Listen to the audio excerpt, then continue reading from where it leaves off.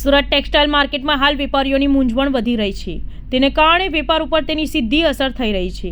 નવા સુધારા 43 BH હેઠળ જો તમે MSME સપ્લાયર પાસેથી સામાન ખરીદ્યો હોય અથવા સેવાઓનો લાભ લીધો હોય તો આ નિયમ હેઠળ ફરજિયાતપણે તેમની સાથે ચૂકવણી કરવાની યોજના અમલમાં આવી છે. મહત્તમ 45 દિવસની હશે. આ નવા નિયમને કારણે વેપારીઓને હાલ થોડાક સમયનું ખરીદી કરવાનું બંધ કરી દીધું છે. નવા સુધારાને કારણે વેપારીઓ હાલ થોભો અને રાહ જુઓ તેવી સ્થિતિમાં છે. ટેક્સટાઇલ માર્કેટમાં આજે વેપારીઓ રામધૂન બોલાવવા માટે એકત્રિત થયા હતા. ટેક્સટાઇલ માર્કેટના વેપારી રાજુ ઓરડે જણાવ્યું હતું કે આજે માર્કેટમાં એકત્રિત થઈને વેપારીઓ દ્વારા રામધૂન કરવામાં આવી હતી.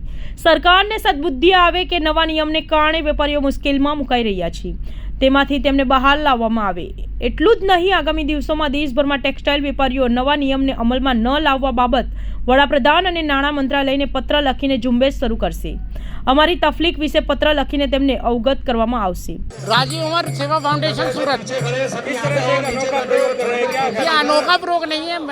मैंने 4 दिन पहले प्रधानमंत्री को भी लेटर भेजा था, उसके बाद अपने आयुक्त को भी प्रार्थना भेजा था, मिले थे। उसके बाद हमने सारे संगठनों को भी इकट्ठा करके प्रयास किया था और अपने कल 542 सांसदों को भी मेल और उससे सभी चीज़ें भेजी थी। और आज भगवान से ये प्रार्थना कर रहे हैं जो हमारी यहाँ से सूरत की टीम गई हुई है उसको वित्त मंत्री मिले और इस समस्या का पूरा हल कराया जाए।